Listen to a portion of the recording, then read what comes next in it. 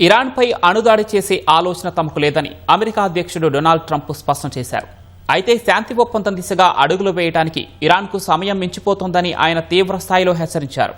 ఈ క్రమంలో పశ్చిమాసియా జలాల్లోకి 3వ అమెరికా విమాన వాహక నౌక చేరుకోవడం ఉత్కంఠ రేపుతోంది. ఇరాన్తో యుద్ధంలో వినాశకర ఆయుధాలు వాడబోమని అమెరికా అధ్యక్షుడు ట్రంప్ తెలిపారు. ఇరాన్తో యుద్ధాన్ని అణుయుద్ధంగా మార్చే ఉద్దేశం తనకు లేదని ట్రంప్ స్పష్టం చేశారు. సాధారణ దాడులతోనే ఇరాన్ను సర్వనాశనం చేశామని చెప్పారు. పశ్చిమాసియాలో పరిస్థితులపై శ్వేతసౌధంలో మీడియాతో ట్రంప్ మాట్లాడారు.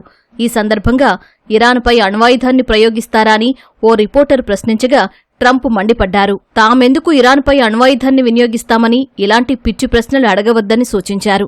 ఏ దేశమైనా సరే అణ్వాయుధాన్ని వాడేందుకు అనుమతించవద్దని ట్రంప్ పేర్కొన్నారు. Why would a stupid question like that be asked? Why would I use a nuclear weapon when we've totally, in a very conventional way, decimated them without it? No, I wouldn't use it. A nuclear weapon should never be allowed to be used by anybody. మరోవైపు శాంతి ఒప్పందం చేసుకోవడానికి ఇరాన్కు సమయం మించిపోతోందని Trump తన truth social platform వేదికగా హెచ్చరించారు.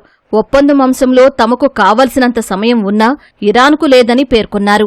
Iran military నాశనమైందన్న Trump వారి కీలక నాయకులు ప్రాణాలతో లేరని చెప్పారు. ఇరాన్ ఓడరేవులపై దిగ్బంధనం కొనసాగుతోందని తెలిపారు.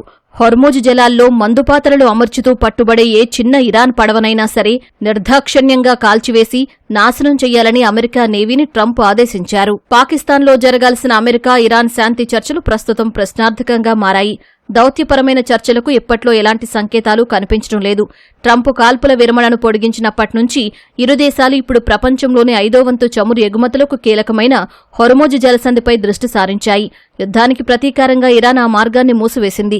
ఈ నేపథ్యంలో అమెరికా తమ 3వ అతిపెద్ద విమాన వాహక నౌక యుఎస్ఎస్ జార్జ్ హెచ్.డబ్ల్యూ. బుష్ను మధ్యప్రాచ్యానికి పంపడం మరింత ఉత్కంఠ రేపుతోంది.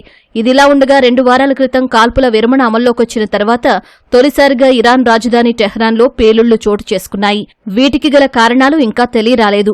అయితే తాము ప్రస్తుతం ఇరాన్పై ఎలాంటి దాడులు చేయడం లేదని ఇజ్రాయెల్ వర్గాలు స్పష్టం చేశాయి.